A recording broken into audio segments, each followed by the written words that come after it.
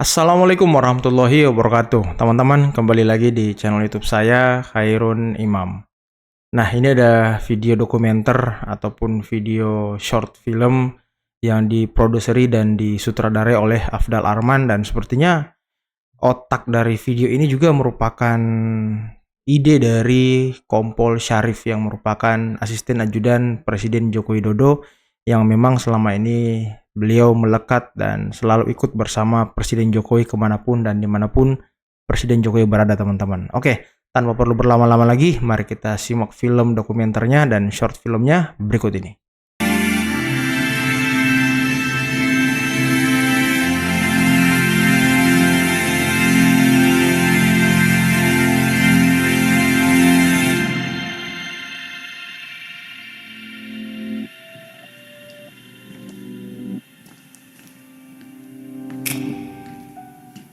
Di setiap daerah, mau itu di Sumatera, mau itu di Kalimantan, mau di Jawa, mau di Sulawesi, mau di Papua, pasti semuanya bergemuruh, pasti semuanya berbondong-bondong buat melihat Pak Presiden Jokowi ini. Saya merasakan sendiri pada saat itu ke Toba di Sumatera Utara. Itu di jalanan masyarakat penuh menyambut kedatangan Pak Jokowi. Ada yang minta foto, ada yang minta tanda tangan, ada yang sampai mau meluk Bapak, ada yang sampai mau nyium kaki Pak Jokowi. Jadi semua bermacam-macam. Saya lihat ada rasa kecintaan masyarakat terhadap Pak Jokowi di saat itu.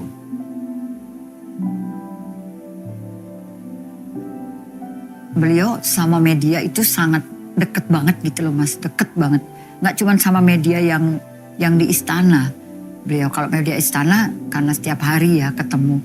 Beliau itu nggak pelit Mas, nggak pelit ngomong gitu maksud saya sama media. Nggak pelit. Kalau udah ngelihat media rame, padahal udah kita bilang Bapak izin nggak usah doorstop. Nanti mungkin bisa di tempat kedua atau ketiga. Iya, tadinya iya nih Mas, tadinya iya. Iya, nanti aja. Tapi begitu ngeliat teman-teman wartawan banyak, Bapak gitu ya. Itu, Bapak izin nanti saja di tempat yang lain gitu. Tapi kadang-kadang kalau rame gitu Bapak nggak tega ngelihatnya, nggak tega karena teman-teman udah banyak. Udah disamperin aja. Menyesuaikan diri untuk jadi pengawal pribadi pas Pampres itu, khususnya ngawal Pak Jokowi itu lumayan membutuhkan karena beda karakter. Anak saya pasukan tempur dari Kopassus dengan Pak Jokowi yang humble dengan masyarakat, ya kita butuh waktu penyesuaian kurang lebih sampai 3 sampai 6 bulan. Kebetulan saya pengawal pribadi, sepertinya yang paling banyak teguran masalah kasar sama masyarakat, karena kita terbiasa pengamanan. Karena di pas Pampres itu tidak ada kata ulangi. Apabila ada kejadian, kita pasti ya jangan sampai itu terjadi sih. Tapi kita langsung bereaksi. Cuman dengan karakter Pak Jokowi seperti itu, kita harus mencari formula yang paling pas gitu. Ya sekarang setelah mungkin 3-6 bulan kita sudah mulai menyesuaikan untuk cara menangani masyarakat. Karena pas Pampres sekarang dengan karakter Pak Jokowi seperti itu, yang bisa dibilang hampir tidak sesuai dengan rundown dari Protis. Karena kalau di istana jokesnya itu hanya beliau sama Tuhan aja yang tahu jadwal kegiatan. Yang lain kita menyesuaikan, jadi kita harus lebih siap dan waspada kapanpun dan dimanapun kalau lagi bertugas. Berat sekali kerja pas Jadi Pampres Jokowi ya. saya melihat hampir tidak pernah beliau hadir dalam acara seremonial peletakan batu pertama. Tapi beliau hampir seluruhnya hadir di saat acara peninjauan maupun acara peresmian. Jadi prinsip kerja beliau ya kerja tuntas, kerja tepat, kerja cepat. Sehingga masing-masing proyek yang beliau datangi itu semuanya pasti akan diberikan deadline. Dan beliau akan secara rutin mengunjunginya. Contoh umpamakan kayak jalan tol. Beberapa kali beliau ninjau Lalu beliau sampaikan nanti selesainya pada saat sekian. Nanti beliau datang lagi secara rutin sampai pada saat waktunya peresmian beliau meresmikan. Dan beliau itu orang yang istilahnya nggak mau yang biasa-biasa saja. Harus luar biasa. Tiap hari itu harus ada yang baru. Harus ada yang baru. Kayak kalau saya kan di Biro Pers ya Mas. Beliau itu tahu. Jangan kalau gambarnya hanya itu-itu saja beliau akan protes gitu. Pasti ada. Saya aja bingung ya. Pak Jokowi segitu banyak yang dipikirkan. Tapi beliau tuh maksudnya ada aja ide-ide baru gitu loh. Kayak ngambil gambar, juru kamera kan jadi depan. Terus kadang beliau bilang, jangan ambil saya dari depan terus. Cari apa gambar yang lain. Dari belakang, dari apa. Perhatiannya gitu loh. Jadi kita juga udah bisa berinovasi. Jadi beliau itu tidak alergi sama yang namanya inovasi. Jadi beliau minta inovasi. Jadi nggak mau yang monoton istilahnya. Nggak mau yang monoton. Nah pagi-pagi itu ritualnya memang beliau sering ngasih makan rusa. Sampai-sampai rusa itu kalau lihat Pak Jokowi naik golf car itu ngikutin dari belakang. Sampai ke titik beliau berhenti. Karena rusa itu sudah tahu kalau Pak Jokowi naik golf car pasti Bapak ngasih makan. Jadi diikuti dari belakang. Walaupun habis makanannya tetap ngikutin dari belakang. Tetap ngikutin di belakang. Nah kita yang pas pampres, ajudan dan sebagainya kalau lihat ember itu udah habis makanan rusanya, kita langsung nganterin. Nah Bapak ngasih lagi.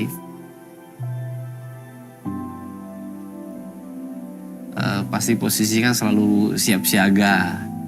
Bahkan rasa ngantuk pun jangan sampai ada gitu ya. Gimana caranya jangan sampai ngantuk kita. Kadang-kadang saya juga baca berita juga sambil sampaikan ke Bapak. Jarang sekali beliau istirahat. Bahkan kalau misalkan di mobil, beliau biasa ngajak menteri, malah ngobrol dengan menteri. Di pesawat, beliau take off, katakan kemana, 30 menit atau sejam, itu pasti beliau ngajak menteri untuk ngobrol.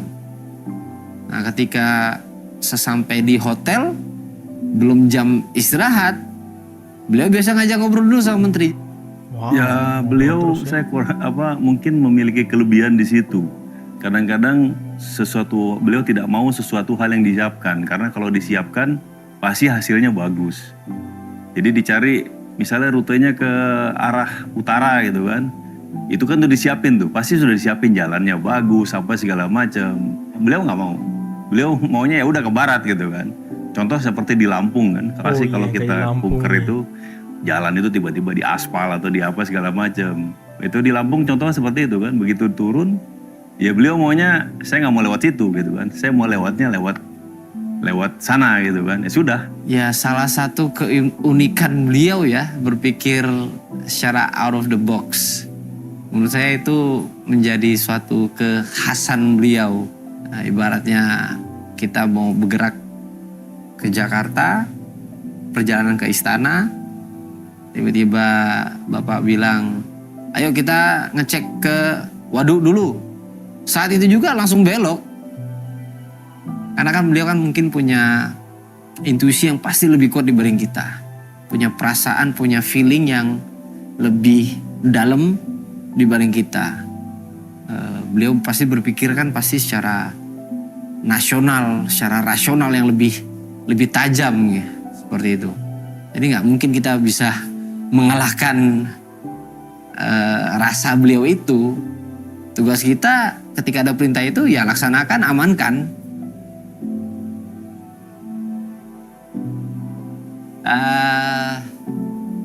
Nggak pernah Mas. Beliau nggak pernah ngeluh sama sekali. Beliau tetap melaksanakan apa yang menjadi tugas dan tanggung jawab beliau tanpa sedikit pun mengeluh ke siapapun.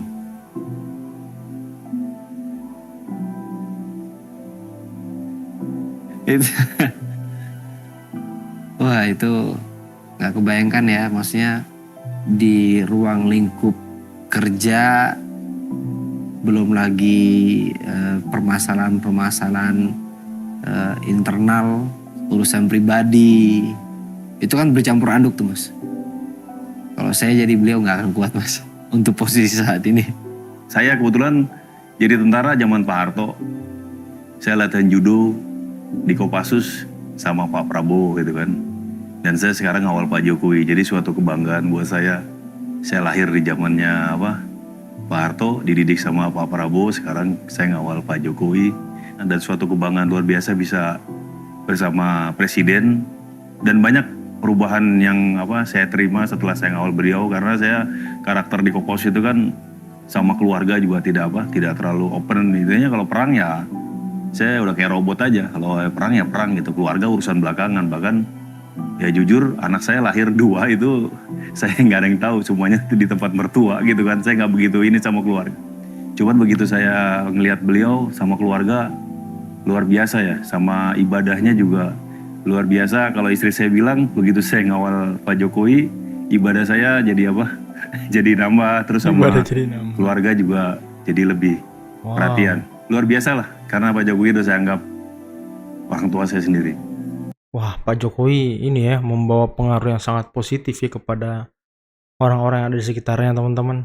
Semenjak saya kehilangan bapak saya tahun 2006, dulu saya kelas 3 SMP ya.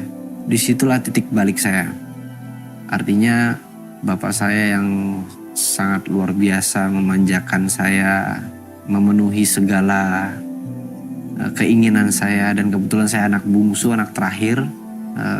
Saya merasakan sendiri ya, apapun yang saya inginkan pasti dipenuhi.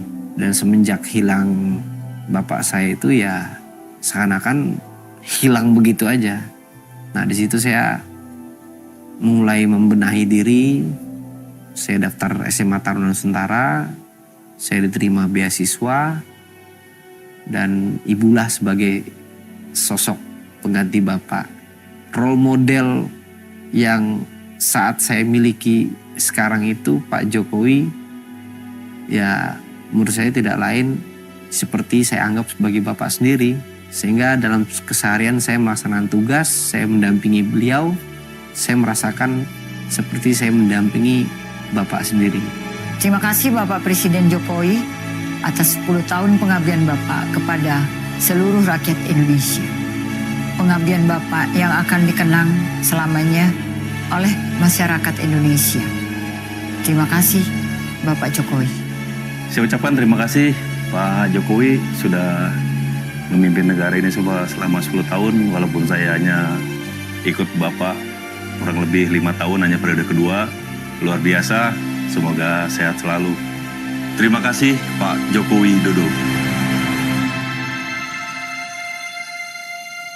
Wow, luar biasa teman-teman ya.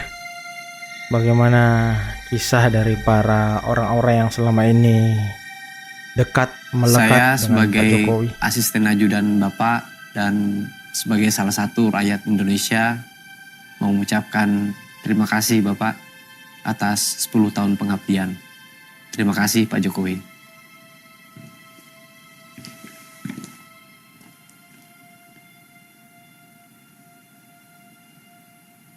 Terima kasih Presiden Joko Widodo.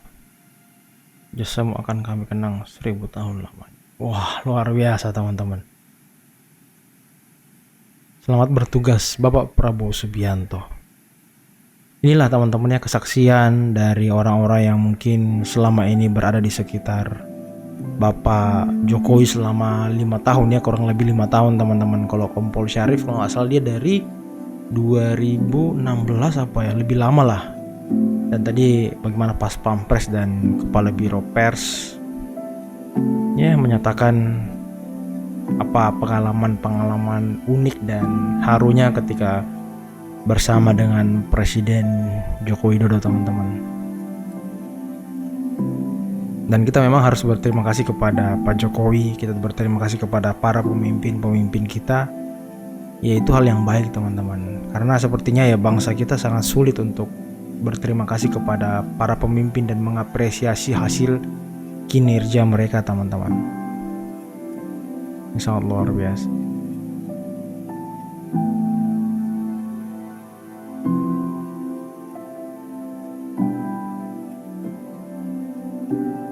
Dan 2 hari lagi Pak Prabowo akan dilantik juga menjadi Presiden Republik Indonesia bersama dengan Mas Gibran Rakabuming Raka sebagai Wakil Presiden Republik Indonesia, teman-teman. Semoga kedepannya negara kita semakin baik, semakin makmur tentunya, dan semoga Pak Prabowo Gibran bisa membawa perubahan yang semakin besar, lebih besar daripada Presiden Joko Widodo. Dan semoga Pak Prabowo dan Mas Gibran bisa meningkatkan sumber daya manusia, bisa meningkatkan daya saing masyarakat Indonesia di dunia, teman-teman.